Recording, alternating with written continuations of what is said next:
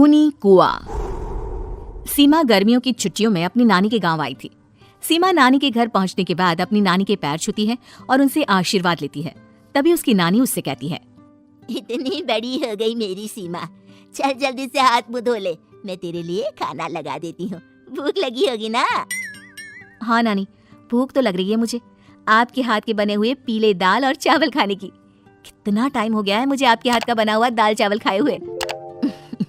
तू तो नौकरी में व्यस्त थी, तो तुझे कहाँ से टाइम मिलेगा अपनी नानी के लिए? और जब इतने टाइम बाद आई है तो ज्यादा टाइम के लिए रुक कर जाएगी तू। हाँ नानी, इस बार पूरे 2 महीने के लिए आई हूँ। सीमा की नानी अंदर जाकर उसके लिए खाना बनाने लगती है। सीमा कमरे में अकेली होती है, तभी उसे किसी औरत के रोने की आवाज सुनाई देती है।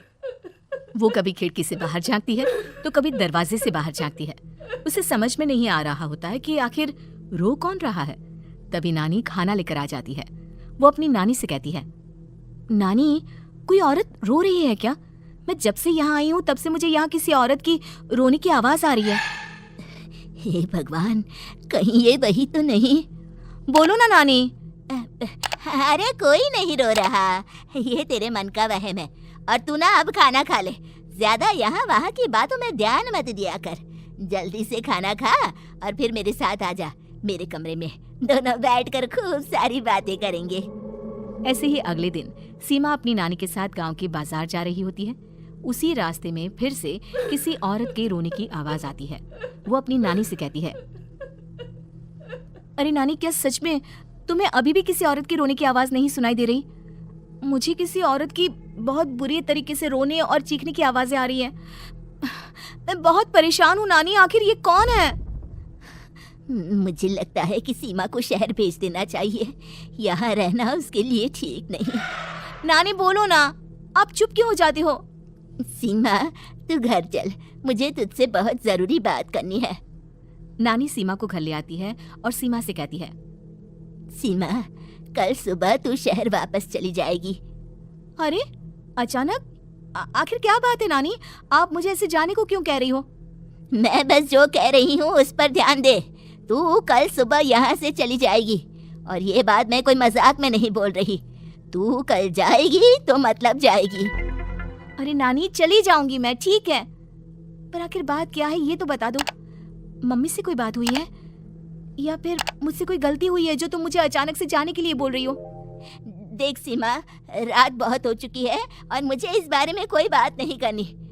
चल, अब चल के मेरे साथ सो जा, सुबह की बस पकड़कर तुझे शहर भी तो जाना है। सीमा को अपनी नानी का ऐसा व्यवहार देखकर बहुत ही अजीब लगता है। उसे कुछ समझ में नहीं आ रहा होता है कि आखिर उसकी नानी उसे अचानक से गांव छोड़कर जाने के लिए क्यों कह रही है। ये सारी बातें सोचते सोचते सीमा की आंख लग जाती है और वो अपनी नानी के साथ सो जाती है।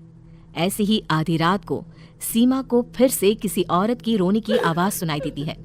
वो उस औरत की आवाज सुनकर बार बार करवटें बदल रही होती है और तभी उसे सपने में भी एक अजीब सी औरत की परछाई दिखाई देती है, जो इतना चीख चीख कर रो रही होती है कि सीमा डरकर उठ जाती है। वो पूरे पसीने पसीने हो रही होती है। वो अपने आसपास देखती है तो घर में बिल्कुल शांति का माहौल होता है। सीमा घबरा जाती है। वो अपनी नानी को जगाने की कोशिश करती है, मगर उसकी नानी नहीं जगती। सीमा को फिर से उस औरत की रोने की आवाज सुनाई देती है। आखिरकार सीमा अपने आप को रोक नहीं पाती और वो घर का दरवाजा खोलकर बाहर निकलती है। आखिर ये माजरा क्या है? आज तो मैं पता करके रहूंगी।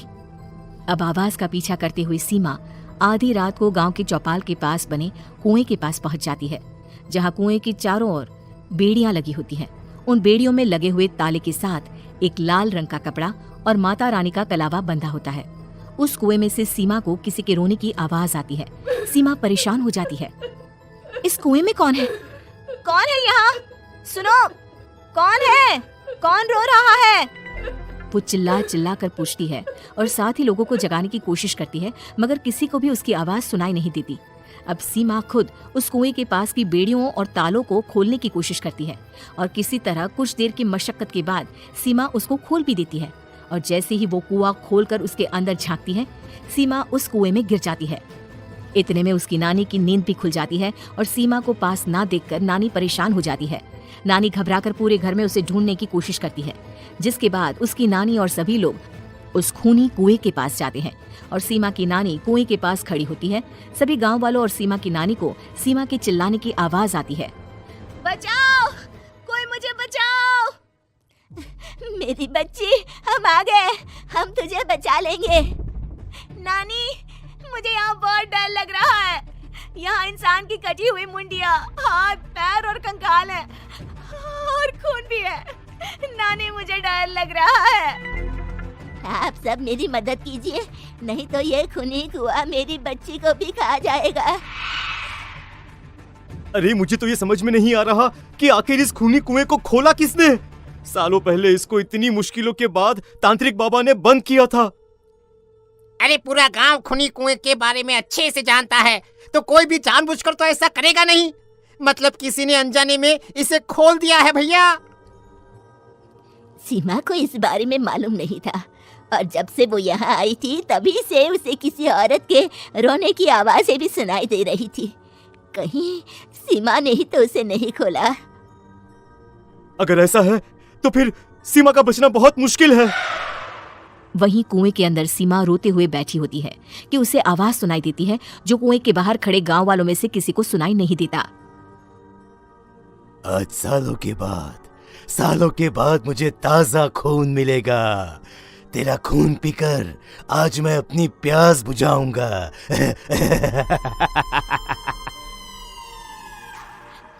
कौन है? कौन है? मत मारो प्लीज, मुझे जाने दो प्लीज। मैंने किसी का क्या बिगाड़ा है?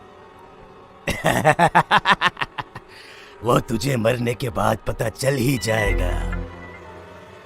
जितने में गांव वाले और सीमा की नानी कुछ सोच पाते, उतने में उन्हें सीमा के चिल्लाने की आवाज आती है और अगले ही पल सब शांत हो जाता है। क्या हुआ? सीमा, मेरी बेटी। माफ करना बहन, लेकिन अब सीमा वापस नहीं आएगी। हमें एक बार फिर से कुएं को बंद करना होगा। गांव वाले तभी तांत्रिक को बुला कर लाते हैं। एक बार फिर अपनी शक्ति से तांत्रिक बाबा उस कुएं को हमेशा हमेशा के लिए बंद कर देते हैं और वहां एक बोर्ड लगा दिया जाता है कि यहाँ आना मना है।